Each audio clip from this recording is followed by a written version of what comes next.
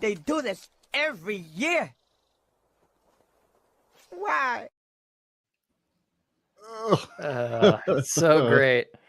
That is so great. We love Sid. Holy cow, we love Sid.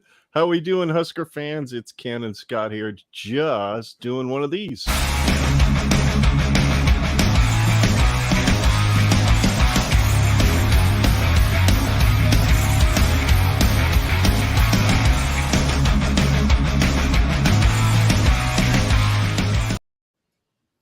I'm not sure. Did you see all of that or no? I was actually organizing my computer screen and wasn't looking. Because it played for 5 seconds, then it froze, just like the Sid thing did for my end. I don't know what's going on with my internet, but it's obviously not working right.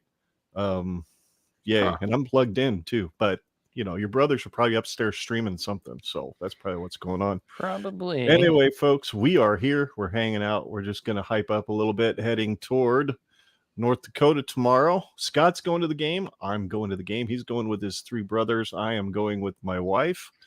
Looking forward to it. Going to the Champions Club, which is going to be fun. I think. I don't know if we're going to go or if she's going to be like, oh, they're probably drinking there, so maybe we shouldn't go. Well, that's kind of the point. So let's talk a little bit. What are you expecting tomorrow? Are you expecting a blowout? I mean, I know we picked our scores, and you kind of picked a little close one. There's a lot of guys out there that picked scores fairly similar to mine. Nebraska scoring in the 40s, with Nordak scoring somewhere in the mid to high teens. So I don't know. I'm looking forward to seeing if Casey can actually be able to ride the bench by the third or fourth quarter, which would be pretty cool to get Chubba and what's his face? Smothers. Yeah, that guy. Smothers. A little bit of playing time. Yeah, it would be nice. Real quick note, do you have a link to the stream? I see come hang out with us. Come out on the stream. It didn't show up on there? Okay. Yeah. Just add that real quick and I'll start to monologue, I suppose. Go for it. Yep. Yeah, no, I'm still pretty much pessimistic about this one. I'm not going to expect a blowout, so that if it happens, then I will be pleasantly surprised and happy to be wrong. The more I've listened to podcasts where people are trying to preview North Dakota, it's very difficult, as far as I can tell, to preview them because they are such a small school. There's very little writers that are going into depth about North Dakota and what they've got returning. And, there's a few names, but the context is hard to follow because they're like, it's returning production. It's these guys, they did good for them. But right. When you compare it to who they're playing against, it's like you don't know the actual ceiling of their abilities. And so everything on paper looks like it should be a blowout win. Right. But I'm not going to give Nebraska that much credit. That's how I feel at this point in life with the Cornhuskers. One of the things that I have noticed on Twitter since I decided to go down that rabbit hole of experience is that there tends to be a very binary. I use that term a lot, but there seems to be a very binary understanding of what it means to be a fan. And it's like, you're only a fan if you're 100% sold out and 100% positive and only looking at the bright side all the time. And if you're not like that, then you're not a real fan. And then there's the flip side of the coin that's like, unless you think Nebraska sucks and you think Scott Frost needs to get fired and you think that the world is falling apart and everybody's trying to kill you at every given moment, then you're not a real person living in the real world. And it's just shut up. Pretty much. Don't want to hear about it. I try to be somewhat in the middle. There are some good things that as I continue to rewatch. I try. Sorry. It's okay. That was weird. You were checking out to see if it was checking it on the phone. My computer's just being goofy. It will not. I can't monitor the YouTube feed, and it won't let me post the links. So it's weird. Well, send me the link, and I'll post it. I think you can just hit that invite down below and copy it right to your clipboard, and you can paste it. I don't know if maybe YouTube's being shitty and they just don't want to let us share a stream. I just don't know. It's a little weird. There we go. All right. I shared it. All right. As I was saying, I'm trying to be somewhat in the middle, where it's like there are some good things about Nebraska that, as I have attempted to watch more highlights of the Northwestern game and breaking down some footage, there are some good things to see. Not many, but there are some good things to see. Yeah. And so, yes, do I feel like at this point we're probably going to see a head coaching staff change? Probably. That's my guess. Yeah. That's my guess at this point. There's going to have to be a lot of games that are going to need to be won in convincing fashion for Scott Frost to keep his job. However, game to game basis here, like I'm still cheering for Head Frost. Like I want him to win games. I don't want a coach to get fired. I don't care who it is. If Mike Riley would have just suddenly just shit out a 12-win season and gone to We'd have been good. If he would have done anything like that. Bo Pelini, same thing. Doesn't matter who the coach is. I want them to succeed. And so if Scott Frost succeeds, all right, awesome. With this North Dakota game, I want to see a few things out of it that would just make me feel a little bit better. I want to see our edge rushers do really good, even though, like I said, the contrast between FCS and FBS is that North Dakota, they only allowed 8 sacks last year, their entire season. And so if there's anything that they are potentially could be good at, don't know what their returning production on their edge rushers their offensive line is. I didn't get that far. I would like to see our edge rushers do better. Don't know if that's going to happen.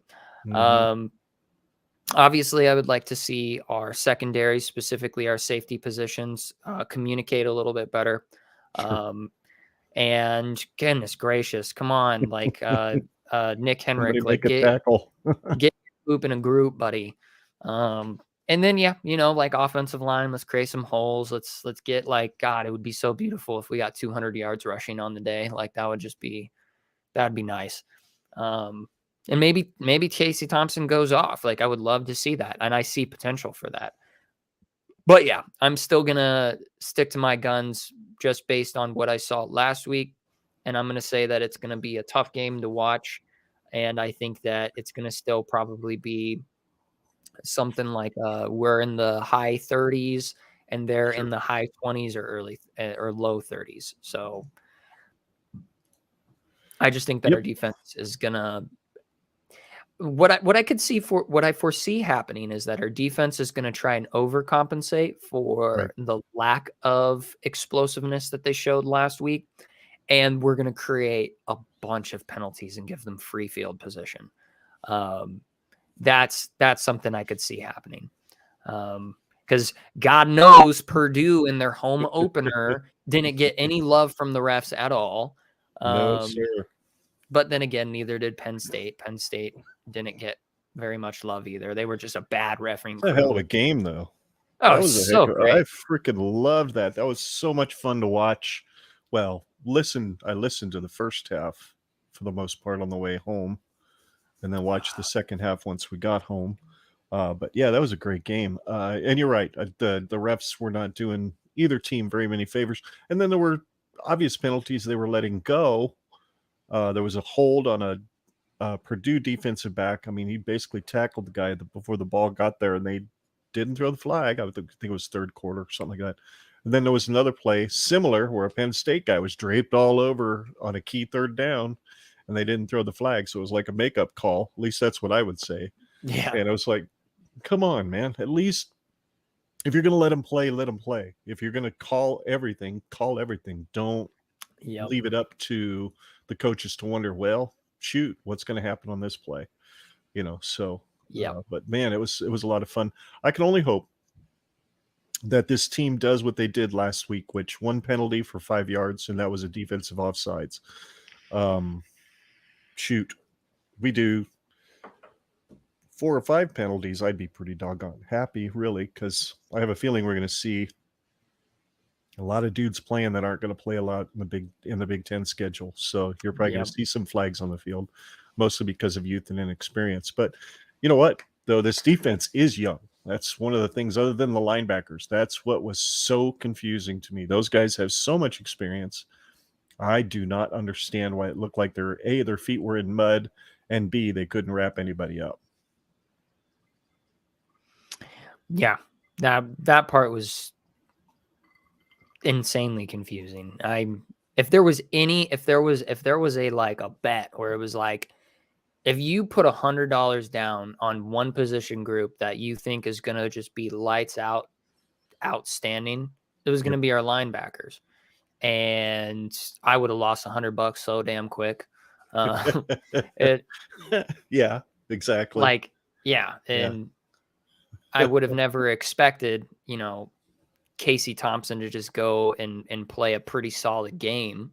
But that was one of the few things. I mean, really, the in retrospect, the only things that I can look back at it and be like, wow, that was pretty good, was quarterback play and our wide receivers. Like, yes, there were some drop passes. Yes, there were some overthrows and underthrows, which is expected with any non-Heisman contending quarterback.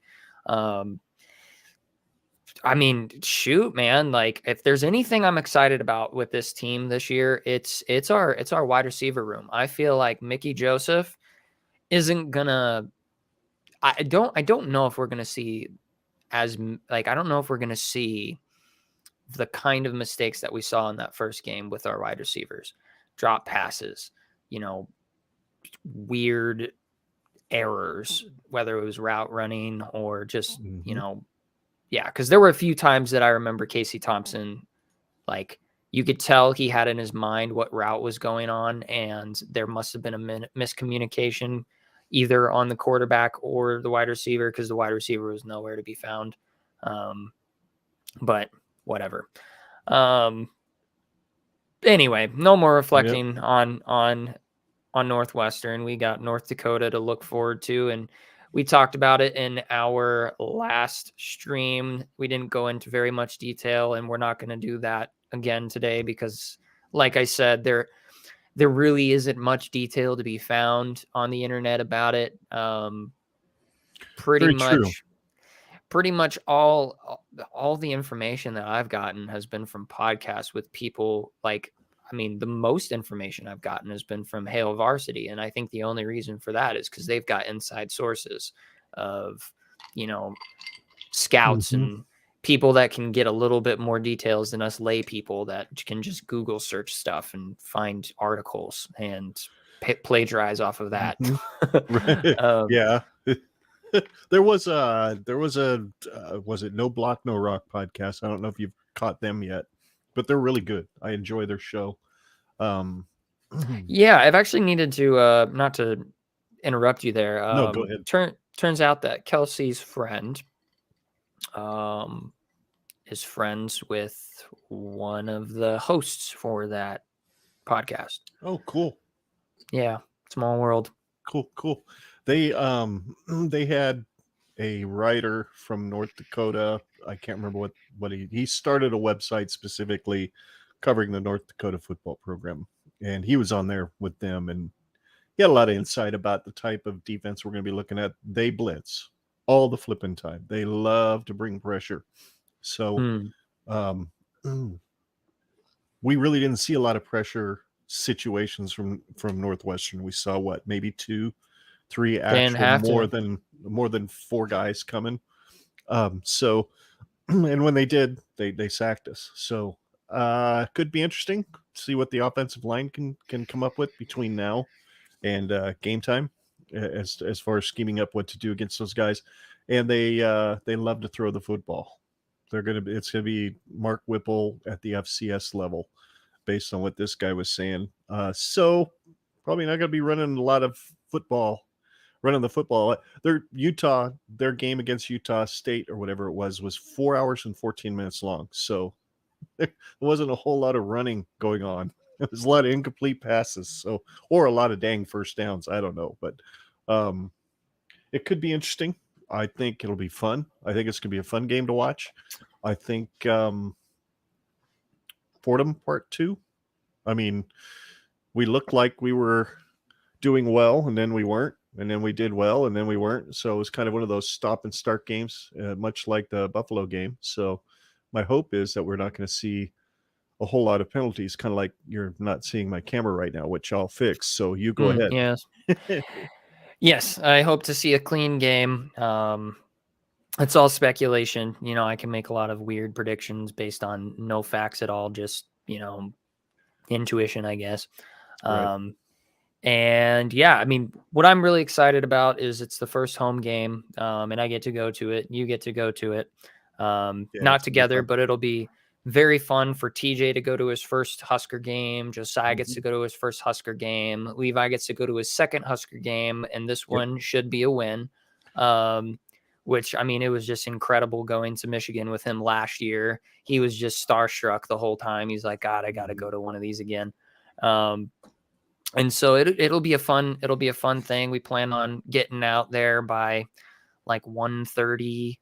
Cool. 1:45, so that we can, just kind of walk them around Memorial Stadium. Like, yep, this is the thing. This is what this is about, and get our seats.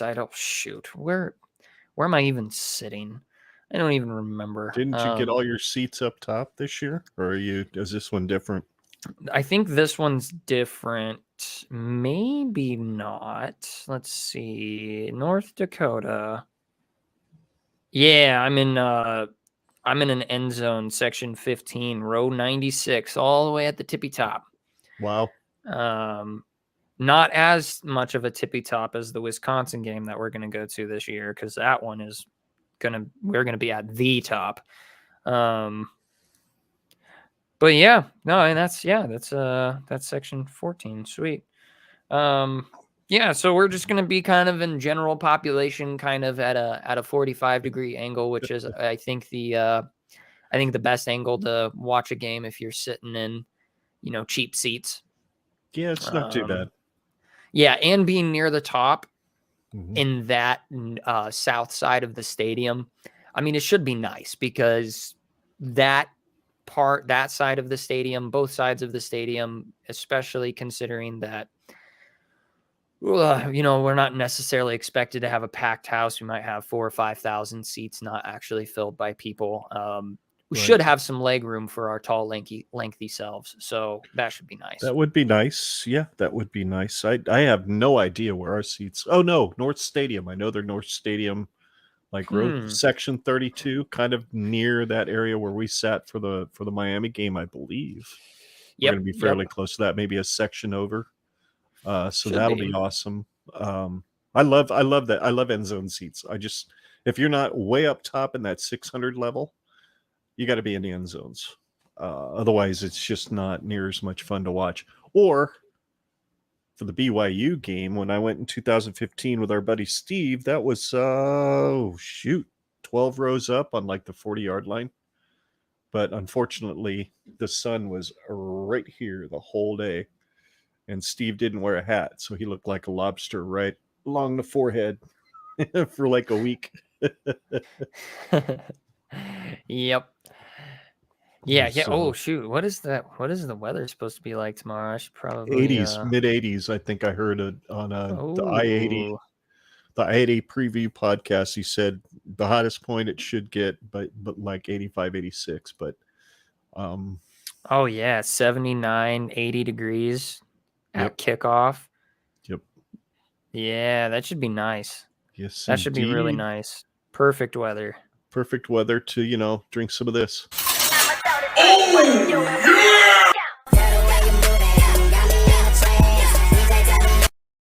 Internet connection, right? That sucks. Whoops, sorry.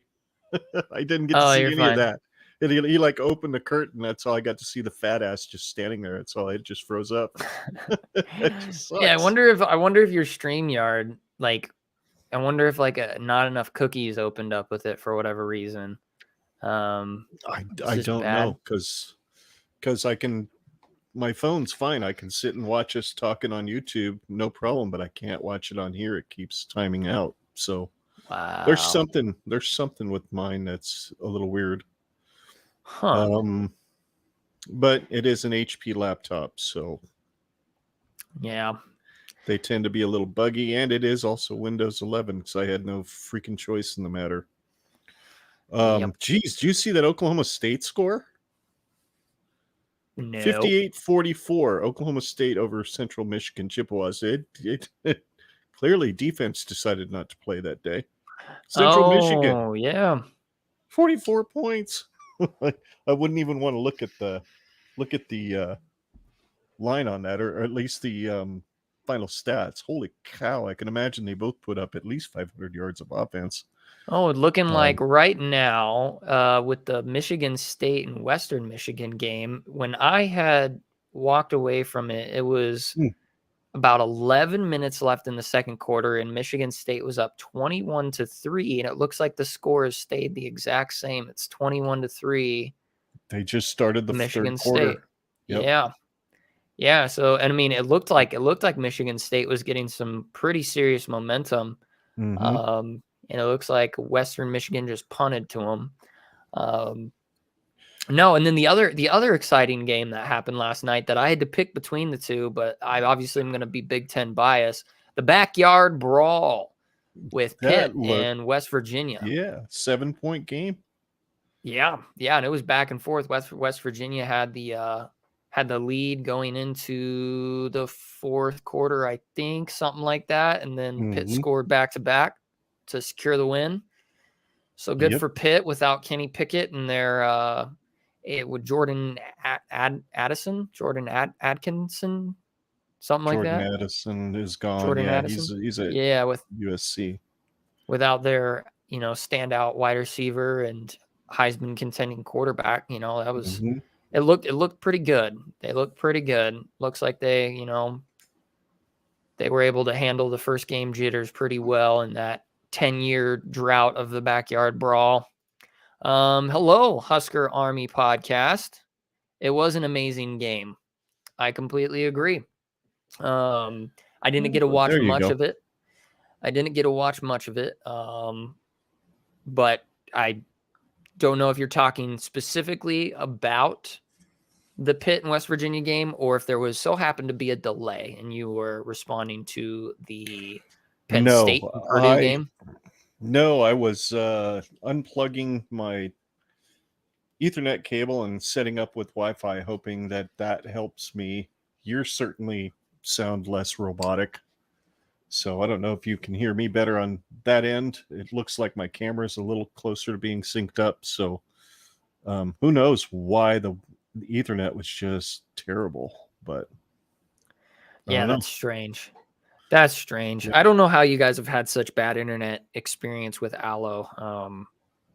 Because your brothers are upstairs constantly streaming. So that's probably a good bit of it. I'm sure they're up there doing that right now. And they're using Ethernet too. So I was using the last Ethernet port. But the new house hopefully will have killer internet and all that good stuff. So, oops, I shouldn't have said that. Don't worry. I didn't say new house, folks. You didn't hear that. And there's only like one person watching. And Husker Army won't dox me, will you? HAP, whatever you go. HAP. Yeah, Husker Army. If you wanna join into the conversation, just click the link. If you see the link, I don't know if it's even gonna show up there for new joiners to the conversation. I'm so used to Twitch where essentially once you click on the live, 4 comments. It's only 4 comments so far, or 5, because the link's there. So yeah, jump in on Army. We're in. We're having fun. We want to pick some games here in a little bit, and we're gonna look forward to this on the North Dakota game, because I don't think you guys. Well, I haven't watched the podcast where you guys picked the game yet, so my bad, dude. Sorry. Yeah, it's hard to keep up. Oh, dude. And I can't find especially their podcast after a in game that we audio. lose. They're only at this point, the only place I found the Army podcast is on YouTube. I haven't found them on my app yet. So I know they're on Buzzsprout. So who knows? Maybe it'll update to the Apple lineup eventually, because that's how my podcast app finds it. So because I use Overcast, I don't use the native Apple app. I hate it. So there you go. Looks like you said will do. So there we are. Hua. We've got oops. What's up, man? Gentlemen, how you doing? We're doing good. Is this good. Bryan? Yes, sir. Hey, Come Bryan. on, man. How you doing, We brother? need to be able to- Doing we need good. to Looking do forward to this. the game tomorrow. Yeah, man. Me too. Me too. Are you down in your podcast room or are you elsewhere? Well, I'm actually mobile right now, so Okay. trying to see Very if I can well. find a spot where I've got some decent connection here. You Where are out, you like, at? the What you rail up to? yard getting hammered or what? Oh, no. Got to stay focused, gentlemen. Gotta stay focused. Focused. They didn't kiss us first. Some of us Husker fans, I think, kind of lost focus with the great scenery and everything in Ireland last week. I'd say at least a couple of inside linebackers did. Yeah, I would tend to agree. Yep. Yeah, it was a heartache to say the least. I am. What were you gonna say? No, go ahead, man. Oh, sorry, gentlemen. To me, it was just unexpected, you know. Yeah, Yeah, it was not what I did. The missed tackles were what just blew from the second level. I mean, I can understand two new dudes in the middle, that I can understand, but two dudes behind the line missing constantly and looking like their feet were stuck in mud was just surprising to me. Completely surprising. Yeah, and I mean, to me, I guess after we come out of the frustration and being as upset as we all are with the expectations of this year, looking back on it, I guess silver lining is, new faces, it's just first game experience, time to gel. And I think, yeah, I'm with fans, man. No more week 0. Let's, no offense to North Dakota at all, but let's schedule these type of games first. right. Enough of this, given our shot at being 0-1 in the conference right out of the gate, right? Absolutely. It Yeah, does get a little old. I know the conference, they love that kind of stuff because it's like, you make more money that way when you start off the season with, a few bangers in conference or even, have some rivalry games thrown in there right out of the gate. But it's just like, can it just not be Nebraska, please? Yeah. Like just give us like a, 2 years off of that. sprinkle like 1 year, every 3 years, you just give us just one game opener against like a Rutgers, like give us like Rutgers. Right. And then we'll be good. I'm scared of Rutgers this year at this point. Boy, no game is a gimme this year, gentlemen. No, and it shouldn't ever be. No, shouldn't we ever take that be for granted as fans. Yeah. Maybe not me. I'm a youngin, so I've always felt the like, well, no, there was a time in my life where I remember when we were in the Big 12, and I remember even with the early years of being in the Big 10 that there were just teams that we just were expected to beat. But those days are gone. They are going to have to be earned back, where we can look at the bottom 6 of the conference and look at them as a, I want to say an easy win, but it should be a win. Yeah, this first game right out of the gate was definitely disappointed. I had an expectation that we were going to lose it, but it wasn't the overwhelming expectation. My overwhelming expectation was we should win this game. But just the facts of like, well, this is kind of like this is actually the make it or break it season for Frost, quite literally. And so it's like, you guys have to win this. And those kind of stakes just made me think, Pat Fitzgerald is a great coach. He's been doing this with this team for 16 years, and he's not fancy. He just plays hard-nosed football. Mm-hmm. And sometimes, the part where I was like, well, we should win this game because Frost isn't the one making the calls, and Frost tends to get a little bit too fancy and too chippy sometimes with his play calls. And it's like, just play a simple game of football. Just play something simple. And with this new coaching staff, I thought that's what we were going to do. And that's actually what we did. And it just didn't work out in our favor. No doubt. Yeah. So, Husker Army, I got a question for you real quick. We did a thing last year, and I keep forgetting to do it this year since we started back up again, called Fun Facts. Yeah. And that is where you give people that maybe have listened to you. I know you did the Scarlet and the Cream podcast for a while.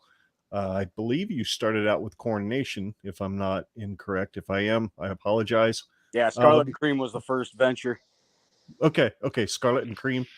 And so if there's anything you haven't told your audience that has listened to you, most notably myself back in the Scarlet and Cream days, hoping that someday your show ends up on Apple so I can download it. Yeah, we've been trying. Taken over a month. We have no idea what the hang up is. Yeah, who knows? You might have to resubmit. You just might have to go back there and resubmit it. What's a fun fact that somebody doesn't know about Bryan? Is it Knutsen? Is that how you say your last name? Very good pronunciation. That's exactly how you say it. See, I would have figured you had a silent K because, Oklahoma always says that the N on the side of our helmet stands for knowledge. Them fuckers don't know how to say a K either. Oh, damn. Now I've got to add the explicit tag. My apologies. Go ahead. A fun fact about you, Bryan, that nobody knows. Oh, man. Fun fact somebody doesn't know about me. All right. Well, one that everybody obviously knows, diehard Husker. I try to stay as positive as possible, which everybody can see from our tweets and everything. Right. Man, I absolutely do not like the NFL. I'm with you. Yeah, I don't As much as I love No football, I'll watch Canadian, I'll watch Arena, I'll watch high school, but I have no preference for NFL team. The only time I watch is playoffs and Super Bowl. Same. Right. No, that's I think I was maybe raised with a bias because my dad never really particularly cared for the NFL. I liked football, so I was always down to watch Monday Night Football and Thursday Night Football if it was on, like CBS or NBC or whatever channels, ABC that we had at the time. I've just never really particularly cared for it. There's not much pageantry. It's all contract based. That a football player is going to play well when their contract is expiring, and they're going to play like dog shit if their contract has been renewed. And so you just get this stupid, this revolving door of like inconsistent ballers. Yes, there are the ballers, the ones who go out and play like their life depends on it. But those guys are few and far between. And yeah, I'm the same way.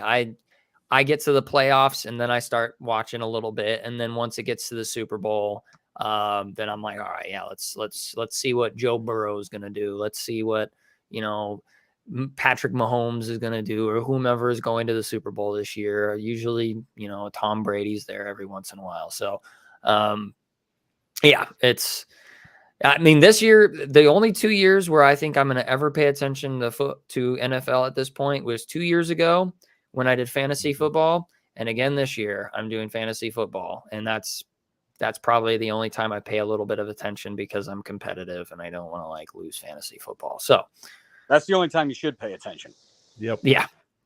which Unless I you, think. unless you got cash on the game, then maybe you want to Oh, we watch do. We do. We've got I a mean, pool. if you're betting the games themselves, to hell with the fantasy football thing. Ugh, that's dangerous. Oh, No, we've got an 8-team fantasy league right now, $20 buy-in, and Nice. winner takes all. And then next year, we're thinking we're going to go to $100, $100 buy-in. wow. Cool. Winner takes all, and then the bottom. We haven't figured out what the loser's going to have to do, but essentially, if you finish dead last, there's something stupid that we're gonna make that person do. Yeah, that's wear fun. a Colorado jersey. I don't know if anybody in my work group is particularly resentful towards Colorado. I know that the guy that I was They should be, otherwise get new friends. They're coworkers. Some of them are friends, though. I would Well, consider. you can't help your coworkers, so that's all good. Yes. It is one of the guys he did he said that he was in like a 12-team league, and it was a $200 buy-in, winner takes all. Ooh. And the loser had to wear a diaper for the Super Bowl. Yeah, to pay $200 to get in and then wear a diaper if you sucked. God. Yes. Didn't want to be bottom of the barrel. Oh yeah. The winner won like whatever the math is on that. 12. How many times, people in the 32 12. at least or more? 12. Holy shit. 12. 2,400. $2,400. Yeah. That's pretty sweet. So yeah. Brian, I got another question for you. Yes, sir. Being kind of a gear nerd that I am nowadays, now that I'm doing this podcast thing. Yeah. What is your camera setup, your mic setup, and how do you interface your mic into your computer? What are you using? All right. I actually upgraded this year. I got a mic with a sound card that runs through there, runs into my laptop, and I just run it's not a 4K camera, but it's an HD webcam that I just plug it all into my laptop and pretty much run it from there. All right. It's a pretty simple setup, but I try to make it look as elaborate as possible on camera. Sure. You obviously got the wide angle thing going because I'm I trying can to see render you're that. shooting into the corner, right? Oh yeah. You got your webcam aimed into the corner. So yes, sir. Yeah. I'm using. I probably got the most expensive webcam on this stream right now, actually, because mine's a Canon. Digital. Oh yeah, you would then. It's an R10. So yeah, I paid about as much for the cameras I did for the laptop I'm using right now. So, but yeah, it's worth it. Absolutely worth it. One of our hosts, Kenny Cheatham, he upgraded his camera to a 4K, and boy, his resolution is amazing. Oh, dude, it looks sweet. Sweet. I just know StreamYard doesn't. I could use 4K all day, and you wouldn't know it because StreamYard. Though we're cheap, we paid for the 720. So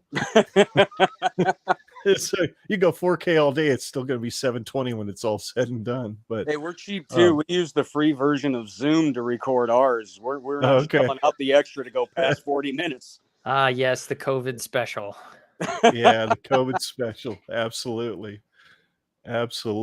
So, hey, Brian, do you have a game tomorrow that's grabbed your attention other than? Okay, let me give a qualifier here. You can't pick Oregon and where the hell they're playing, Georgia, and you can't pick Ohio State and Notre Dame. Is there another game on that schedule that's kind of tickled you and you can't wait to watch it after we're done beating the living hell out of North Dakota? Oh, you took away the one I was going to actually pick. Of course I did. That's the podcast host job. Make you think on your feet. Amazing. Because I wanted Ohio State, Notre Dame. I think Notre Dame's way overrated. I think Ohio State's going to stomp them, and that's what I hope to see. Notre Dame is always overrated. I think they might be pretty good. I don't know. I think they might be better off with the coach they have now eventually than the coach they had. I just do. I think Freeman's a pretty good dude. But yeah, I hear you. The game I want. All seriousness, I want to see how Iowa performs. Oh, spicy. I like it. I like it. Okay. No, yeah, with them playing, is it South Dakota State or North Dakota State? South Which Dakota one is South it? Dakota State, the South Jackrabbits. Dakota State. Yeah, I think they're on upset alert. Like 100%. They are. 100%. There's And no. boy, would I love to see that happen because the it'd chirping be we've heard so as Husker good. fans all week. And then and be like, you could compare the stats between South Dakota and even if they win by 3, you know what? That's enough for me. Yep. I'll be curious to see how that game shakes out too, because South Dakota State's always been a thorn to anybody they play in the FBS level. So that should be interesting to see. Scott, do you have anybody besides the Ohio State and the Georgia game that's kind of grabbed your attention? Yeah, I'm curious to see how Cincinnati fares up with an Arkansas. It's a top 25. It's a top 25 matchup. I'm just really curious to see what Luke Fickle. Right, I got the right coach with the right team. Right. Okay. Yeah. Okay. I'm curious to see what Luke Fickle is going to do against an SEC team that's on the up and up like Arkansas. That'll be a really good litmus test to see exactly how Cincinnati's going to transfer into a Power 5 competition. That's what about you, Dad? Which one of these games are you excited to see? Believe it or not, I'm kind of going to be paying attention to how Troy does against Ole Miss, just simply because 2018, Troy came into Lincoln after Nebraska dropped a difficult one to Colorado and just straight up beat us on the line of scrimmage all day long. Yep. I'll just be curious to see how they hold up against somebody like an Ole Miss. I don't know what they've got for a line of scrimmage. I don't know how well Lane Kiffin prepares his team for teams like Troy. So I'll be curious to see where that one goes. If they stay within 7 points going into the fourth quarter, that could be a fun game to pay attention to. I've got to agree with you on Troy, because didn't they just go into LSU just a few years back and beat them in Death Valley? I think they beat them either the year after or the year before we played them. No, it wouldn't have been a year after, because that was 2019. That was Joe Burrow. That would have been the year before. I think they beat LSU the year before, 2017. Yeah, and didn't do it against Burrow for sure. Holy shit! I'm looking it up folks. now. Give me a second. I'm very curious about this. It was a low scoring game, if I remember. Yeah, it must have been 2017. Yeah, it was number 20. It was 2017, 24-21 against the 25th ranked LSU Tigers. Yep. And LSU, if I remember correctly, really wasn't even in that game. No, I don't think so. No. Yeah, definitely wasn't 2019. That's for sure. So, Brian, have you and Kenny podcasted at all about the North Dakota game specifically, or was that kind of your show you did earlier last week? Was that? I don't remember what your predictions were. Yeah, see, we were giving predictions when we did Scarlet and Cream, and then, this kind of panned out the way last year did. So we thought maybe this year, no more prediction. Just chill. Just, win. That's all we want you to do. Just win. And we try not to do, we just want to do reaction shows anymore. Okay. We record on Sundays, we release it on Monday, and then we have fun with Twitter and Facebook to keep fans interested. Yep. All right. That's a good plan. Well, that's kind of the way that we have gone as well. But you're not on your show right now. You're on our show. So that's right. I need a prediction.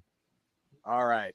And Scott coming out with the little quip, poking fun at himself, saying, they've lost a lot of close games. Not sure how anyone can do that.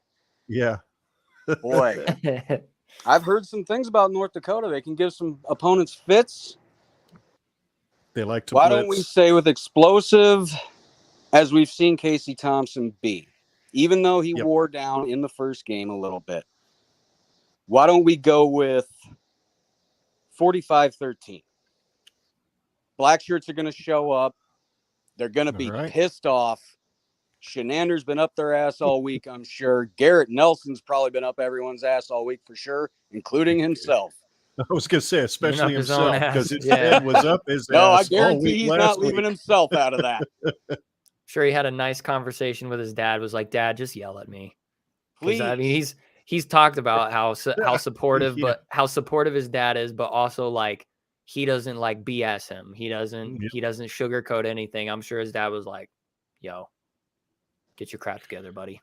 So you've got 45-13. I have 42-17, I believe is what I said the other night, right, Scott? Yep, 42-17. You've got 45-13, and Scott, you were a little more. I'm the pessimistic. pessimist here. I'm gonna make you say it again in front of Mr. Husker Army.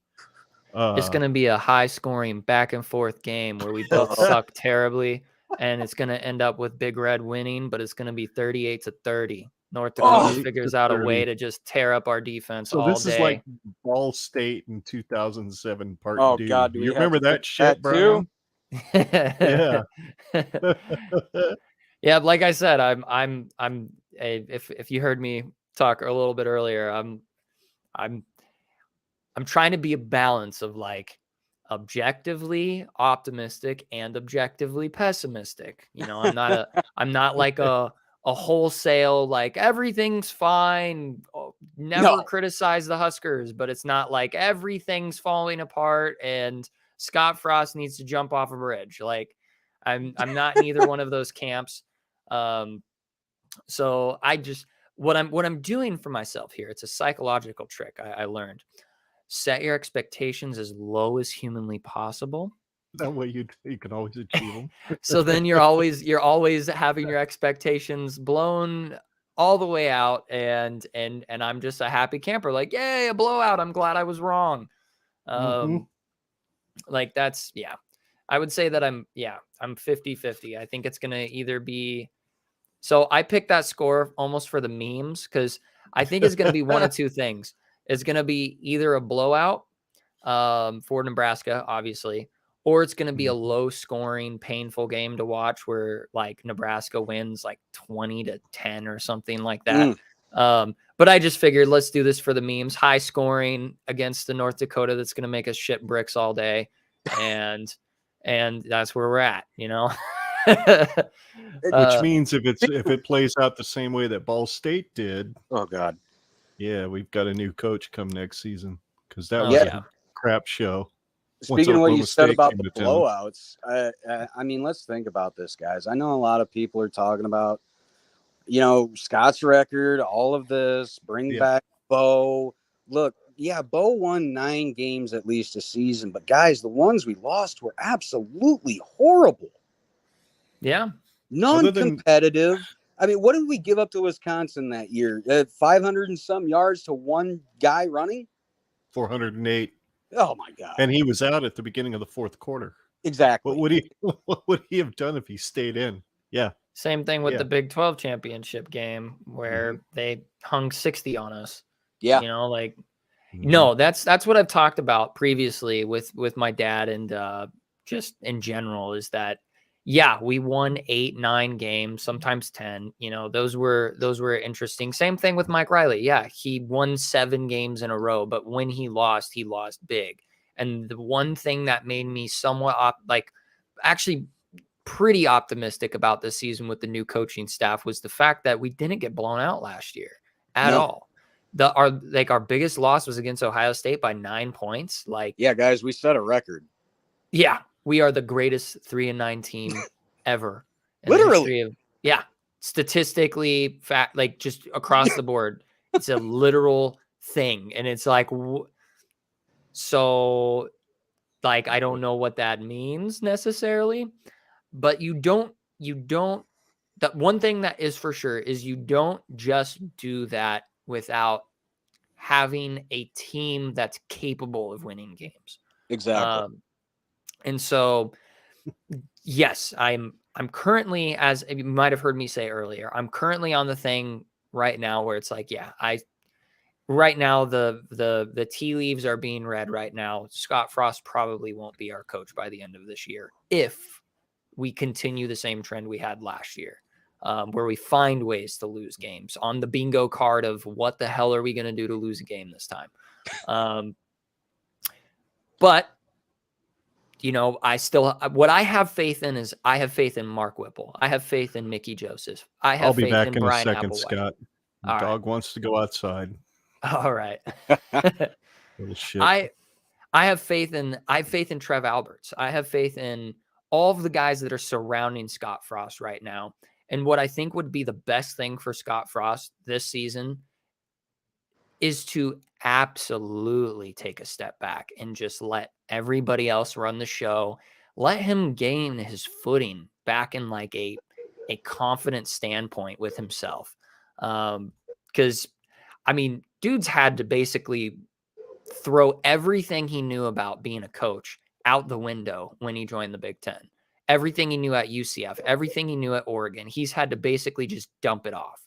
And he's had to learn on the fly. You give me any coach in the country that in the span of 4 years, you have the expectation that you put them in the same context as Scott Frost, and you have the expectation of them competing for their conference championship. Like, it's probably not going to happen. And so I think what Trev Alberts is doing for Scott Frost is giving him the benefit of the doubt that obviously he was able to figure something out with Oregon that worked with his conference. He was able to figure out something with UCF. Granted, it was the AAC, but he was able to figure out how to put a team in an undefeated situation. You don't just do that by accident. Yes, sometimes you can catch lightning in a bottle. That is a thing. I think Ed Orgeron caught lightning in a bottle with his 2019 LSU team. Absolutely. There are those situations. But what I see out of Scott Frost, even as critical as I am at this point, and as much as I just want to see somebody different at this point, I'm just sick and tired of the same old thing. I still see Scott Frost as a potential top 10 coach in the country. Like, he's not stupid.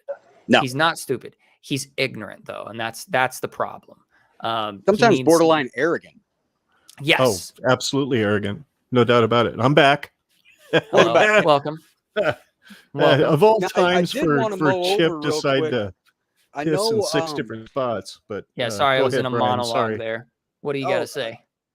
You know, I know a lot of people, for God's sake, we can finally put the horrible onside kick call to. But I know, being as long of a football fan as I have been, and Husker Nation is no different. They've been watching football probably since they can remember even being able to see. Mm-hmm. So you've gotten pretty good at reading lips over years. And what I saw Bill Busch say to our kicker when he came off onto the sideline is, in question form, you think you can do what you want. As in, Bill Busch had no idea that this call had been made. And I almost think, and I could very well be wrong about this, I think our kicker made a judgment call, seeing a formation on the field, and Frost is not going to throw one of his players under the bus like that and take the heat. I want people to go back and watch that replay of when Frankie, I believe Frankie was our kicker, comes off the field.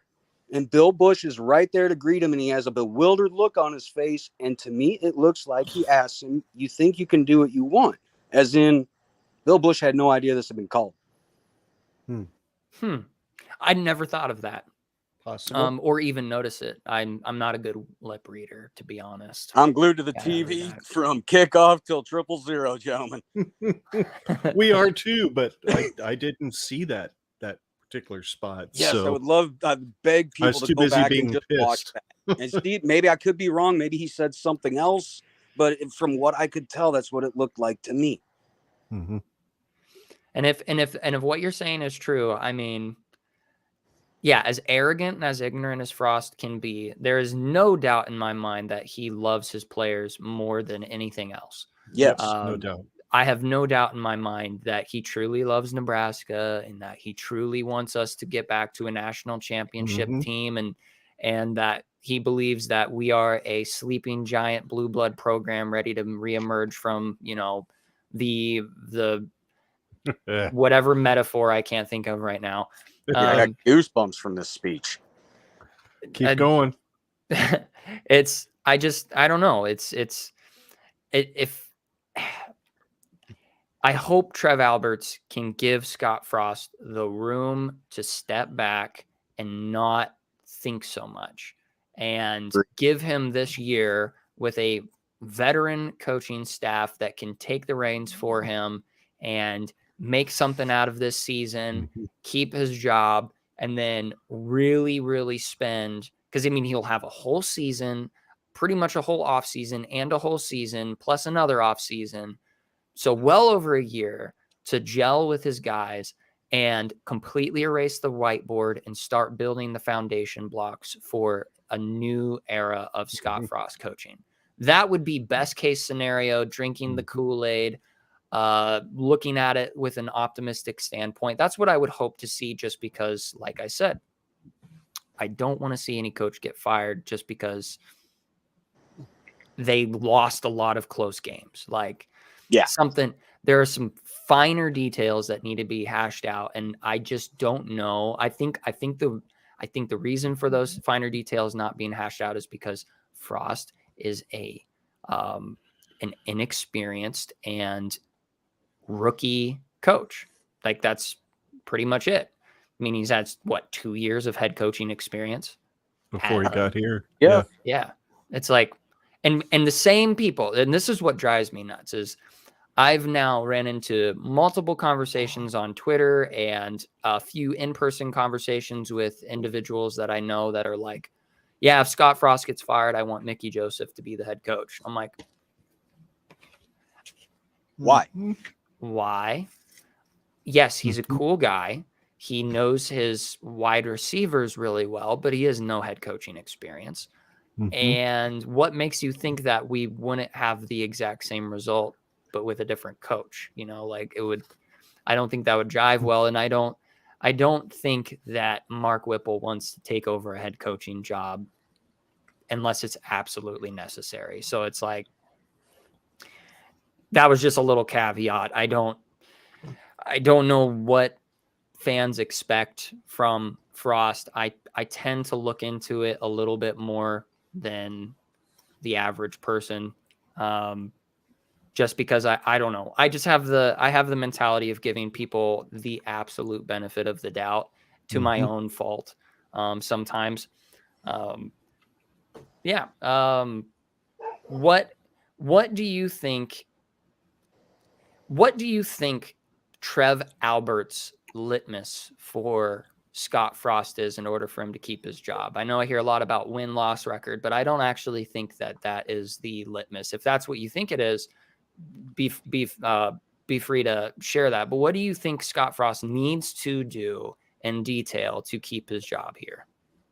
For me, it's pretty simple. I mean, I tweeted this out right away. I could have been really harsh on one spectrum of it when it comes to wins, losses. God, I wish I hadn't tweeted this because it sounds so stupid now. But making the Big Ten title game could be the only way. Just make it. You may not have to win it, but make it there and compete. That could do it. Oh, I think that would do it. I think that would be I think that would be an instant you keep your job. Yeah, if you want to boil it down to wins and losses, that should be pretty automatic right there, to take a 3-9 team last year that was so close, lose your week 0 game against a conference opponent, and then end up almost running the table to make it to one of your ultimate goals. Yeah, to answer your question, Scott, quite frankly, I don't know. I would have thought that Northwestern was kind of the first measuring stick that Alberts laid out there. That, hey, you're playing a conference game on the road, Dublin, Ireland, traveling your team. There's a lot of crazy metrics just involved in that game alone. But you would have thought that somehow they all would have been able to figure out how to tackle before they got there. I think some of the metrics that Alberts has in place is preparation for the team itself. And I think we saw a lack of it in the Northwestern game. They clearly weren't prepared for what Northwestern was going to throw at them. And Frost said it in his press conference. Oh, they schemed some stuff up and we weren't ready. Well, damn it, that's what you're freaking paid $4 million a year at this point to do is prep. I agree. So I think it's deeper than a win-loss record. I think it might even be deeper than making a Big Ten. If you make the Big Ten championship game, there's no reason you fire the guy. No. End of story. No reason. If you make it at 7-5 because everybody else imploded, which is probably not going to happen, but you don't know. You know, I mean, you could see a Big Ten West representative in the Big Ten championship game at 8-4, and you could have 4 teams realistically with an 8-4 record, right? In the Big Ten West. Yeah. So, you know, with the tiebreaker, maybe that means Nebraska is one of those 8-4 teams that gets there. And if we do, okay, all is forgiven for one more year. Because it kind of seems that way. One more year, 8-4 might not be good enough next year. This is what sucks. Because if we take care of business last week, if you don't do that onside kick last week, and I'm not in the same boat with you, Brian, or whatever about that call that somehow Brendan Frankie decided, yeah, I see it, I'm going to do it. And no, I could be totally wrong. Because there's a giant hole there in the coverage and he missed it. Maybe it was his call, but he missed it. He kicked it right at the dude that was looking right at him as he started to make his approach because it so looked like he was going to onside kick it after 2 steps. I mean, holy shit. When you take 17 steps to get to the ball, you're freaking onsiding it, you know? So I don't know, man. I just don't know, Scott. I don't know what the metrics are. I know for 4 out of the 5 years that Frost has been here, his team has been absolutely unprepared to play in game 1. Granted, year 1, week 1, nobody saw the storm that canceled a football game coming. Continuation of the curse. Yeah, continuation of the curse. But then again, even the year that they won the first game, it took 2 defensive touchdowns and a punt return by J.D. Spielman to do it. Yeah. So I'm a positive dude. I love Scott Frost. I watched that guy play in high school. I lived in Grand Island. I drove to Wood River to watch him play one night, and he was a man among boys. He was the biggest dude on the field, and he was the quarterback. You know, I mean, the guy was just unfreaking stoppable. And then you start hearing whispers. Well, you know, the guy from the NFL was here. The guy that revolutionized the NFL was here. And Tom Osborne was the guy that revolutionized college football in many ways. Yeah. And that was a war between those two. And Frost chose to go with the guy that revolutionized the NFL because he wanted to give himself the best opportunity to go to the NFL. Don't blame him. Don't blame him one bit for that. It broke my heart, but I don't blame him. And I think in many ways, media and fans in this state have still not forgiven the guy for that. And he's internalized it. I mean, poor Adrian. He was stuck in the middle of a fishbowl media situation that he was not prepared for. And even though Scott told him, hey, it's way worse than it was when I was here, and it sucked when I was here, you know, and then he's got professors talking shit in the classroom about, how many times does Adrian have to incomplete a pass before he gets benched? With Adrian sitting in the class. Come on. You know what? Here, I'm going to reveal something right here on a Husker podcast that maybe is going to get me crapped on by people on Twitter. I don't care. Here's why.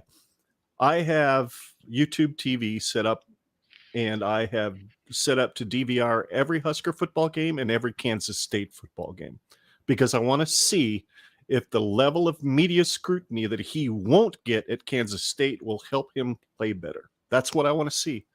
I just want to see if maybe he has a better college football quarterback coach than he had with the Coke bottle fucking 70-year-old Harry fucking Potter that he was coached by before. And he's actually coached by a dude who won football games at Kansas State. You know, Colin Klein, that dude ate our lunch a couple times. So I'll be curious. I'll be watching what Adrian does. And maybe I agree with you there. It would tell maybe what the media is like here. Maybe he gets to the fourth quarter in a game when they're down by 3 and he doesn't lead a touchdown drive. And maybe it wasn't Purdue, or it wasn't Frost, or it wasn't being in Nebraska. Maybe he just doesn't have it. But I don't know. I have the sneaking suspicion that he's gonna just blow the freaking wheels off of Kansas State's program. I just have this sneaking suspicion. In a positive way or a negative way? Oh, in a good way. In a good way. Maybe that was the wrong metaphor. I think he's gonna. I just have this sneaking suspicion he's going to drop 3,700 yards and 37 touchdowns, and people are going to have to invite him to New York, type of deal. Yeah, yep. And less than 10 interceptions. Yeah. Wouldn't that be great? Oh my God, that would be a telltale as to how the fans and media around here are with football. It really would. Mm-hmm. Yeah, it would. And honestly, it also reflects on, coaching staff. Absolutely. If it only took a year for him to get his poop in a group and get those finer details hashed out, all right, well, then he had a bad coach. And I don't blame him for leaving, even though he was going to get a good coach with Mark Whipple. He just wanted a fresh, clean slate and to just get out of the scrutiny and the fine tooth comb and the magnifying glass of Nebraska media. And I mean, yeah, it's like, geez, I'm glad that Casey Thompson stood up to the media about comments about being with Texas in comparison of Texas. It's like, guys, just shut the hell up. Like, I don't play for Texas anymore. I play for Nebraska. Stop asking me questions about Texas. Like, that was a good move. That was a great move. And of course I saw there was not a bunch. I saw one. I don't remember who it was. It's probably the Omaha World Herald, because you can basically safe bet that it's an Omaha World Herald article that made the comment of like, it basically just said something along the lines of like, is Casey Thompson the type of quarterback that can handle criticism or question based off of this? And it was like, yeah, because he told you to shove it. Like, pretty much. Yeah. Because he doesn't like bend over to you and answer your questions like, sorry, mainstream or whatever media, sports media that you're used to basically having anybody answer your questions at any time so that you can twist their words against them so you can get clickbait. Not everybody's going to fall for that shit. Nope, not anymore. And yeah, I looked at that and I was like, damn, like I really respect Adrian Martinez's patience and his humility, but damn, it would have been really great. He was classy. Such a classy kid. I root for him. I so totally root for him. He's so damn classy. He is. You got to figure that the one story that Garrett Nelson told about a professor talking shit with Adrian in the freaking room isn't the only story that happened, right, Brian? Don't you think that percentages tell you it's different? He probably listened to that shit for 4 years, right? That young man probably heard that shit from an hour after he got up till the time he got back to his dorm room. Yep. Yeah. And even if he was completely off of social media, I mean, I'm sure he avoided walking around town because there's always those salty Husker fans. They're like, hey, man, when are you going to win us a game? Yep. It's like, he told that story on his podcast. Yeah. A bunch of frat boys sending one girlfriend over to ask him, hey, man, why do you suck so bad? He didn't say anything. He was just like, well, tell them to go fuck off. I thought that was pretty cool. Rightfully so. Yeah, and he's probably bigger than any of those dudes that were in the room, so they wouldn't have come up and said nothing after he told them to go fuck off through their girlfriend. But yeah. Yeah, I was one of the ones. I defended Adrian for 4 years, and I think my breaking point was the Illinois game last year. I think I kind of fell off. But I mean, it didn't stop me from rooting for him because I mean he's a quarterback. We need him to do good. Just like a coach, we gotta make sure that they're good at it, and we root for them to be good at it, right? That's right. So yeah, it's like I've always had that hope in the back of my mind that all of a sudden something just clicks and something just suddenly makes sense and all the stars align and everything just starts going well. Like I've always had that in me as a Husker fan. And it's never changed. I mean, have I gotten a little bit more cynical, bitter, and jaded? You know, like have I become a little bit less willing to do that? Yeah, but I still have that. You know, I still want to see Scott Frost succeed. I still want to see, you know, like even though as skeptical as I am about Donovan Raiola, do I want him to just be a breakout, like game-changing offensive line coach? Of course I do. Like who in their right mind doesn't want that to happen? And we'll just kind of see. I don't know what Trev Albert's litmus and metric for Scott Frost is. I really don't. And I could guess in a million different ways, and a lot of them could make a lot of sense, and a lot of them could make just doo-doo sense because I'm just a simple human being that has never played a down of football aside from like church events. You know, it's like, I don't know what the hell I'm talking about, but if I were to imagine, I imagine that it's reasonable and that it is a substantial step forward and that there is some metric being used that shows that every aspect, the three phases of our team shows competence. And then there's probably sub metrics to that show, well, what does competent look like? And so, maybe we only win 7 games this year, which like, that was my, like, I think that's my like win loss. Like you have to win at least 7 and they have to be in convincing fashion. And those other 5 games have to look like last year where we play close. And I think it's still 7, which is now a really hard thing to achieve because I was thinking 7 with a win against Northwestern. So it's like somewhere along the lines, you got to win against a Purdue or a Minnesota or a freaking Wisconsin or a Michigan, which all 4 of those games I predicted us to lose. You're going to have to win one of those games now. So how are you going to do that? How are you going to figure that out? You got to figure it out. Yeah, Trev's a smart guy. I guarantee, at least I would be 99% sure he's already talked to Scott after the Northwestern game. They've probably got a report card laid out as to what it needs to look like, maybe even mid-season, not just the end of the season. So I guarantee he's not leaving Scott out in the dark on this, just being quiet. And Trev's been really smart about what he's saying in public with the media. He's saying they're still behind Scott, believes in what he's doing. So, I mean, I guess it boils down to as long as Scott takes care of business and everything comes together quickly, he'll be fine. Yep. Yeah. Yep. I think. Yep. And I would love to see it.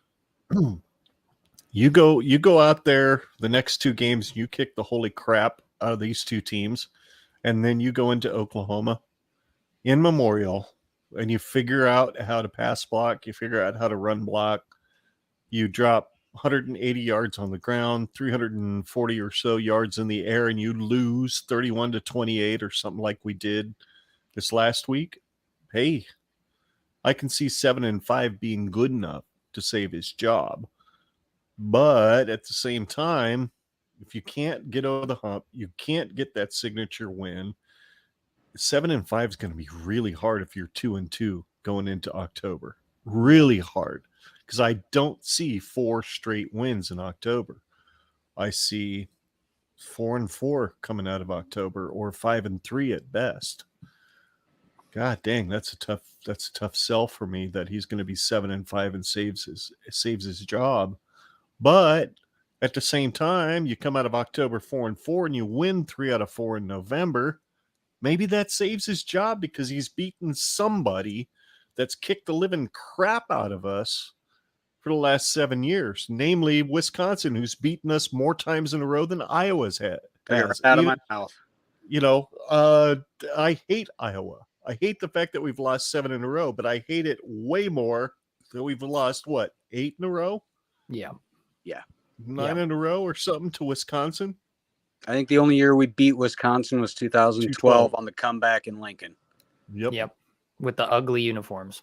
Oh, God. Terrible. Yeah. So hideous. Somehow maybe we need to bring them back so we can win Wisconsin some. God help us. Look No. better. No, I think if he makes it past October 1st with, hopefully a convincing win against OU. I'm not too sure about that, but that would be just pretty a close cool. win. A win, a culture win, a win that says these guys know how to pull something out in the fourth quarter.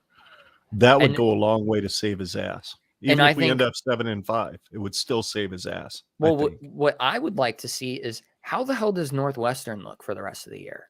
I really want to know. Did we play a still downtrodden and still trying to figure out what pieces to put together, or did Fitzmagic do what he always does?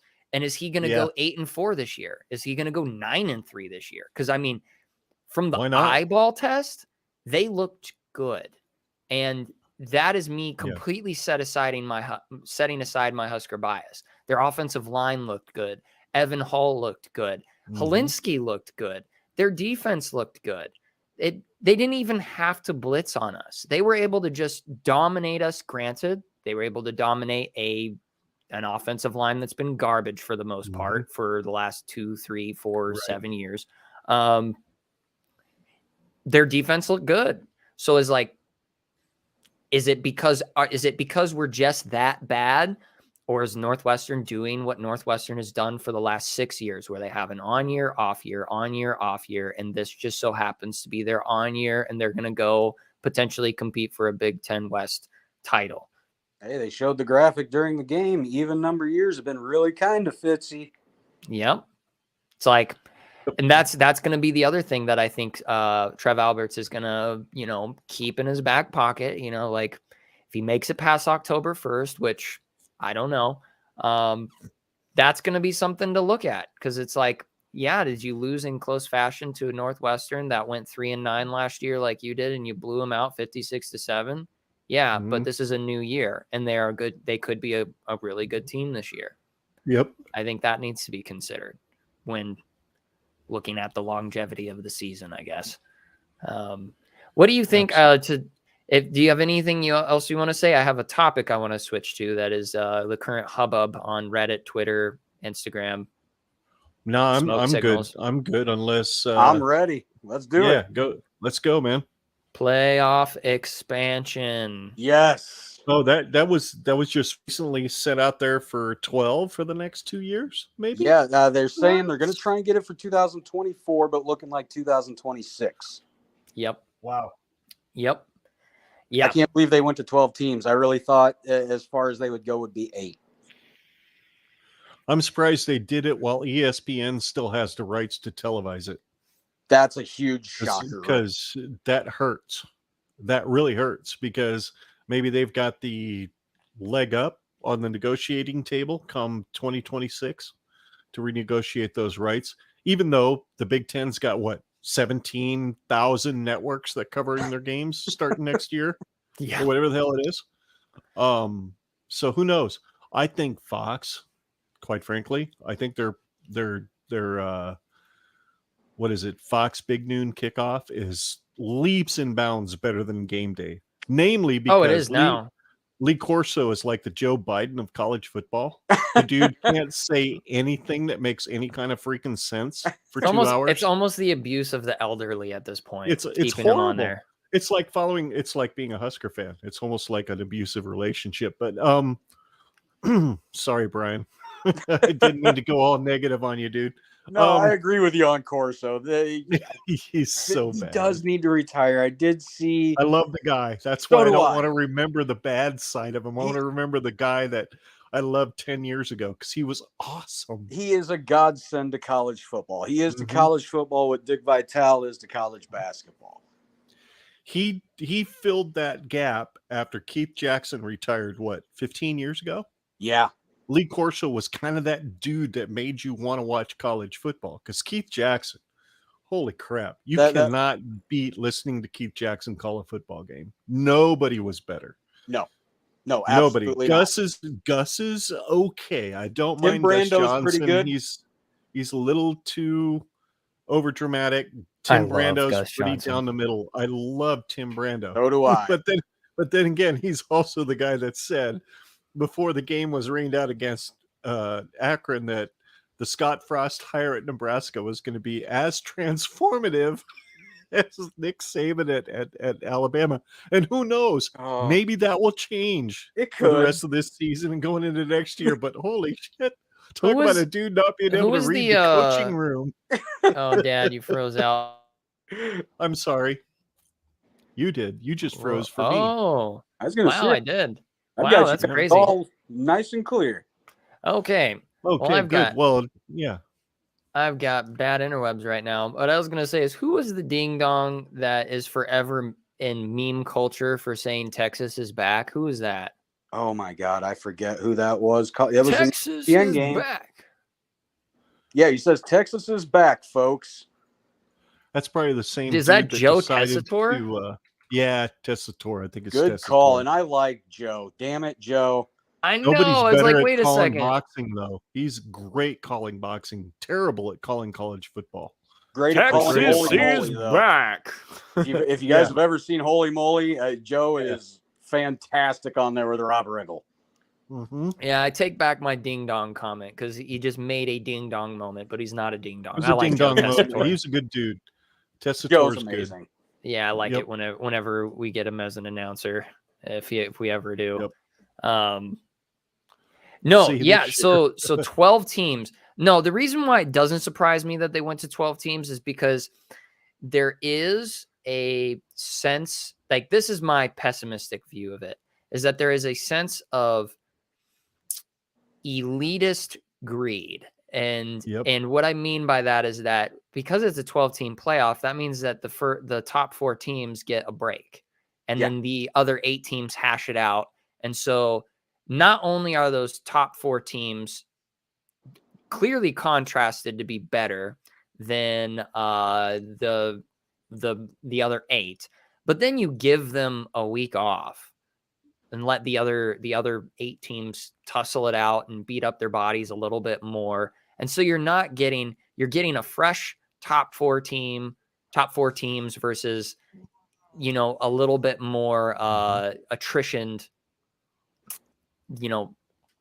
top, 5 to 12 teams.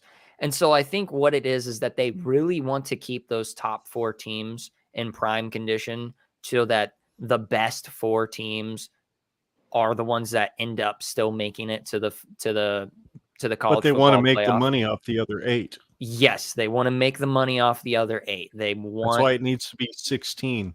Yeah, that's why I think it should have been 8 or 16. Not 12, 16.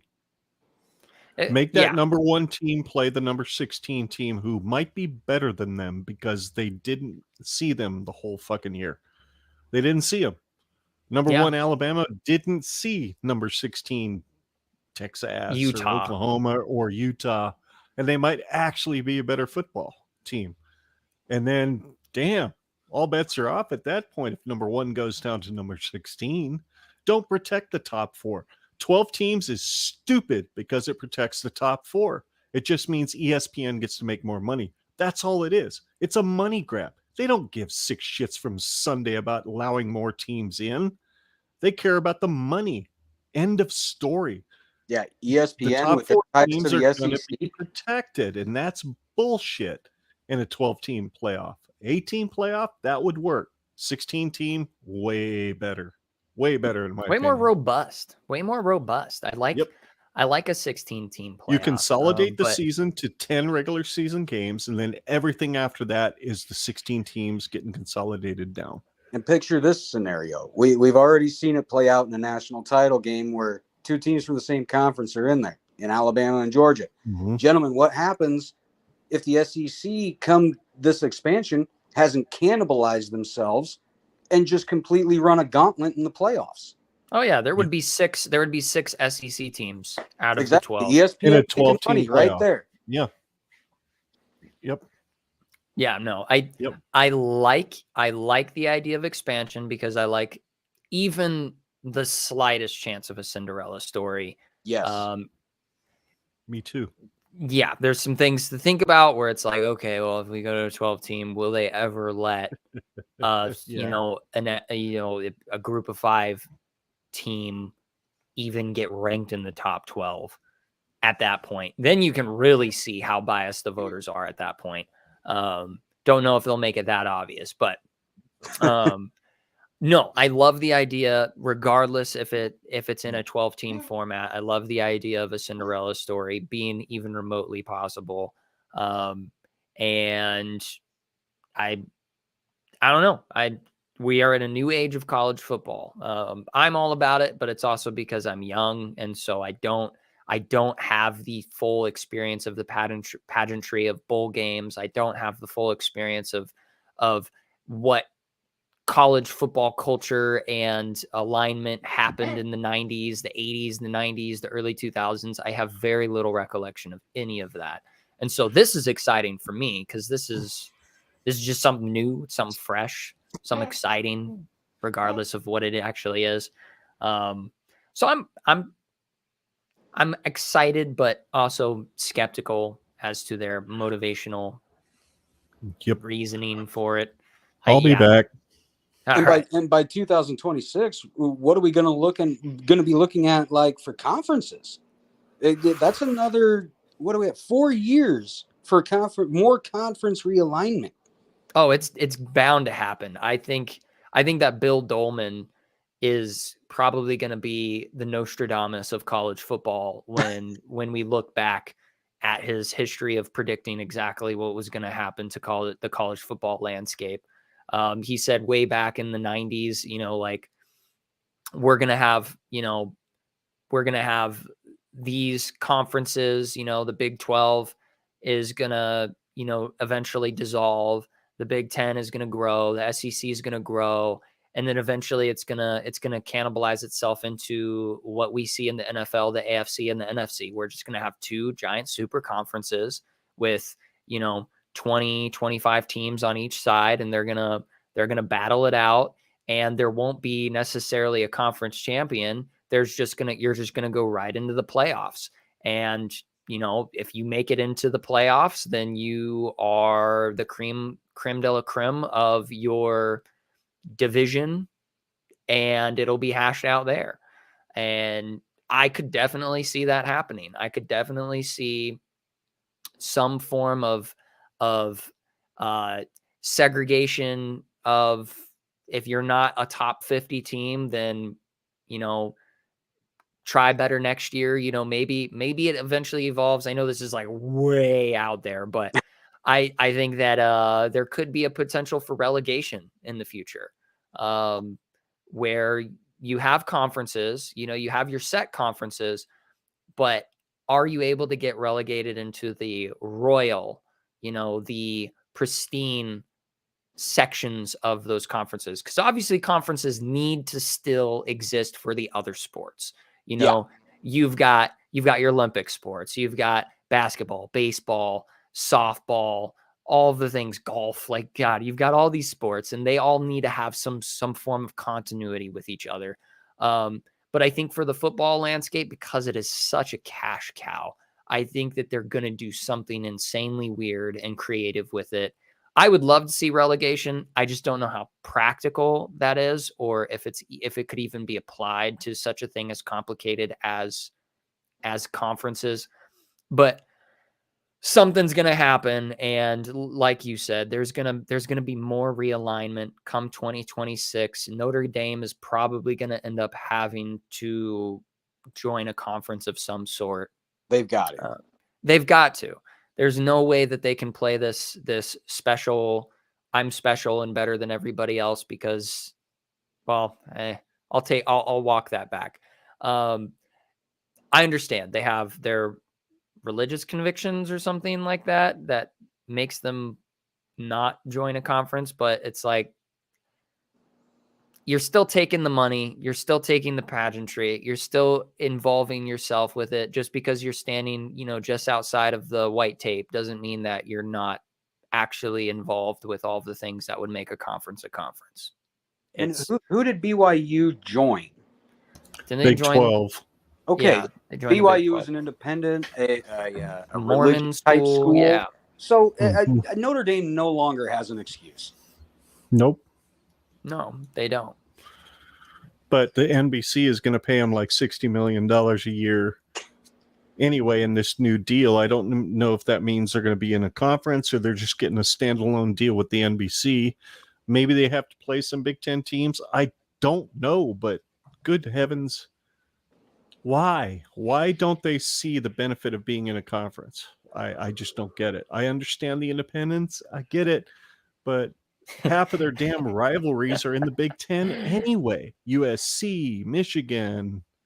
You know what I mean? Yeah. It just makes no sense. I see it as we go to this 12-team playoff. And I mean, even in this 4-team playoff that we've had, they've basically had an above average team make it to the playoff more often than not. Well, no, it's twice not more often in the than last not. 4 years, right? Yeah. Notre Dame's in there twice in the last 4 years. Or maybe it's twice in the last 5. I think it is twice in the last 5. Yeah. If we're in a 12-team college playoff, I mean, they're just de facto going to be in there as a 10-2 team. And who have they played? They've played the ACC sort of, and they've played the Big 12 or Big 10 sort of, and no conference championship. They really No can't play in conference the ACC anymore. Once the new deal kicks in, they really can't play ACC teams anymore because the rights deal is with Fox, NBC, Peacock, CBS. Oh, I didn't. So I wasn't tracking on that. I think Notre Dame's games can be televised on the ACC network because that's associated with ESPN. So they might not have much of a choice. They're either going to remain independent and be only on NBC and play anybody that's on NBC, or they're going to have to join the conference. And then they're still only going to be on NBC and CBS and Peacock and Fox and all those. So I think this was a great move in the media rights deal to force Notre Dame's hand, because let's be honest, UCLA is probably going to end up staying in the Pac-12 because California is throwing a fucking hissy fit right now. And they own UCLA, quite frankly, because it's a state school. It's not a private school like USC. So the noise I've been reading about 5 more schools possibly joining the Big Ten stands to reason. Why wouldn't you let Stanford, Oregon, Washington, and 2 others, whatever the hell they are, from the Pac-12 join along with the USC? Because then they're not tied to the California school system at all. And you bring Arizona lot of eyeballs to all those games. And then you have a built-in division. 5 teams out on the West Coast, plus whoever the hell else 2 teams you want to throw, maybe Iowa and Nebraska in there. Yeah. Or something like that. And then the other teams are in a central and then an eastern division. Who knows? Or pods or whatever the hell they're going to do with 20 teams. Probably a 5-team pod, 4 of them, which would be awesome. That would be pretty sick. Why wouldn't you want to be in a pod with USC and Stanford and Oregon and Washington if you're Nebraska? Why wouldn't you? Even Arizona State would be a good one. Yeah, not really. Hey, come on. Hey, I was Husker born and fan, we still raised need there, some brother. payback, don't we? No, there's nothing about Arizona State you want to be with. Just beating them would be nice. The scenery is pretty good on the campus. I'll give It you is that. beautiful. But everything besides that, no. Wisconsin doesn't drink as much beer as the people at ASU do. So they say Wisconsin is a heavy-duty party school, but ASU won that title for many years running because that's all you could do out there. It was so hot, you had to get drunk. Yeah, Kenny Cheatham could attest to that. He knows what it's like out in Arizona. Mm-hmm. Yeah, he does. He was what? 95? Was that his freshman year? I don't remember. I want to say 90. Yep, 95 would have been his freshman year, I believe. 95, and then he really played a lot in 96, 97, and 98 Yep. and whatnot, right? Yeah. I Damn had to it. stop and think of Where it. the It was hell a is two-time- Kenny? Where the hell is he? He's you in told him you were going Arizona. to come on here, right? He's in Arizona. He's got his day job. He does things with the family at night. So, family schmamly. I raised mine already. And I totally corrupted one right there at the bottom of the screen. So hey, total luck of the draw to have Kenny be a part of our Husker Army team. It wouldn't be a podcast without him. That's for sure. Dude, he's great. He's absolutely. And that last one you did with Dan Billy Waldrop and Volk. Oh, Cody Volk. Cody Volk. That was really, really good. Oh, thank you. Thank you. Yeah, it was an honor to have those two gentlemen on. I mean, talking about pipeline, I mean, there was plenty to discuss about what we saw against Northwestern. So it was kind of a no-brainer. I know. I'd reached out to Dan. Good God. 7, 8, well, maybe longer than that, Scott, because it was before we actually started. And I said, my son and I are starting a Husker podcast. It's a father and son thing. We'd like to do just covering games, but we'd also like to have former players on. And he was like, oh, yeah, dude, I love being on podcasts. So just let me know. And I never, stupid me, I never got back to him. Oh, because, easy man to talk to, easy to get a hold of. I mean, all right. Dan is. I'll reach back out. Oh, you guys out. would not regret it. Great person to have on. Great character. Awesome on camera. Just amazing. He looked like he was having a lot of fun with the two of you. Man. So he was backing up and going forward because he was all passionate and shit. It was pretty cool. Getting all because he stands up when he stands up when he does his podcast, right? Yeah, looks like he was standing up. Yeah, he stood up the entire time. I was actually going to bring that up to him after we got done, but we, Zoom cut you off that 40-minute time. So. Oh yeah, with the free one for sure. Oh yeah, for sure. I used to do the Zoom thing with friends all the time, and then it was like, well, one of us would start the Zoom, and like 12 of us would join, and we'd talk. We're like, okay, somebody else has to start one, so we can all join that, and it just got old real quick, But yeah, it was pretty cool. Well, dude. I think, Scott, are we done with everything we wanted to talk about tonight, or we want to just keep going? Well, I'm having a good time. I know I am too. Is there any burning topic of discussion that you just really want to get off your titties and talk about? My man titties? I feel like that was a microaggression. Got about 5 minutes I can spare, but there is one thing I wanted to talk about, and that would Go ahead, Brian. It's Vokalek. I know he's labeled day to day, but we need that man in there. Okay. Yeah, we do. Yeah, we do. Why didn't we see Fedoni against Northwestern? I don't think he's 100% healthy yet. And everything I kept hearing through off season was he was going to be ready to go at the start of the season. And I wonder what's holding the young man back. It's a burning question in my head that we're not going to know. I don't know, man. I don't know. All I know is that when Vokalek was in, he looked good. Yeah, he did. He looked good. He was. We saw why he got that captain. He was regularly that second to third read for Casey. Yes, within 2 seconds after getting the ball, and generally he was open when Casey looked at him. So 5 catches, 63 yards. Yeah. So I'm hoping he's better. I'm hoping they hold him out, though, to make sure he's not, because you should win tomorrow. Yes. You should win next week. Yeah. Give him that extra. Don't risk that kid because you're gonna freaking need him against Oklahoma. No Absolutely. doubt about it. Because that Venables defense is pretty damn strong in the middle of the field. So you're going to need Vokalek to be pretty strong at making sure he can get open. And I think he can against OU. Because, hey, if you remember 2004, USC, Oklahoma, national championship game, Brent Venables defense with Bo Pelini assisting.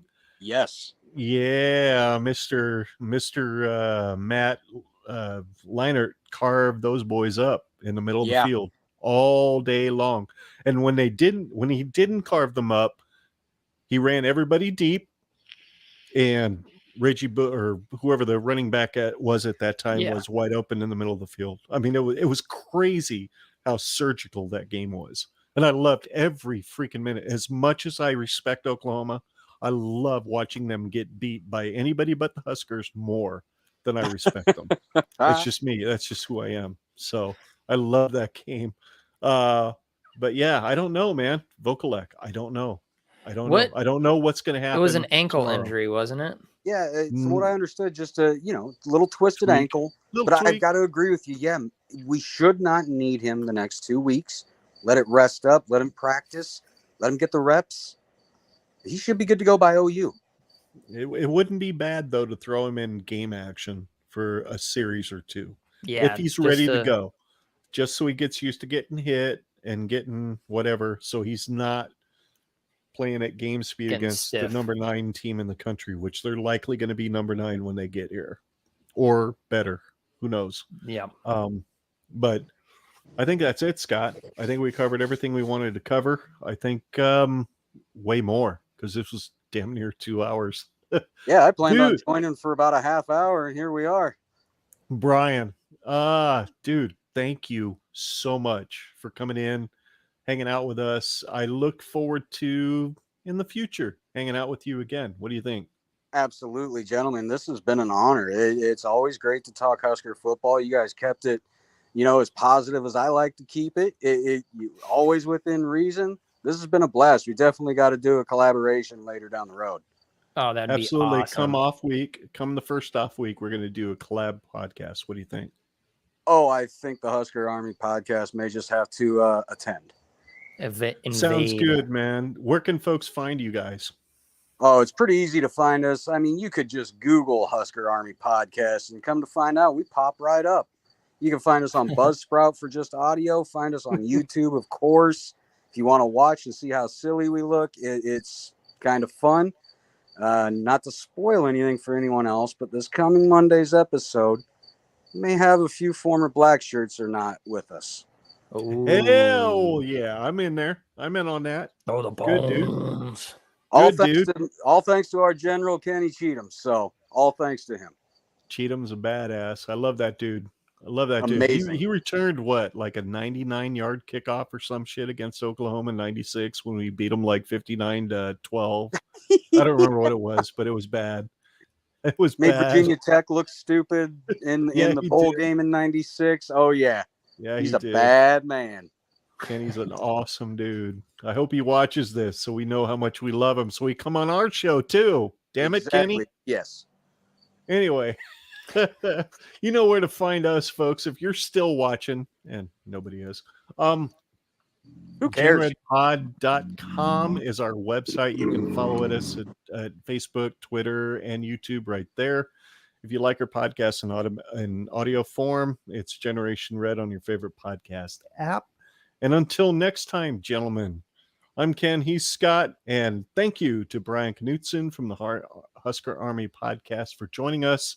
And no matter what anybody tells you, Iowa is not going to live rent-free in my head anymore, so I'm not going to say Iowa's corn sucks, even though we know it always does. But from now on, it's just that there is no place like Nebraska. Right, gentlemen? Go Big Red, baby. Go Big Red.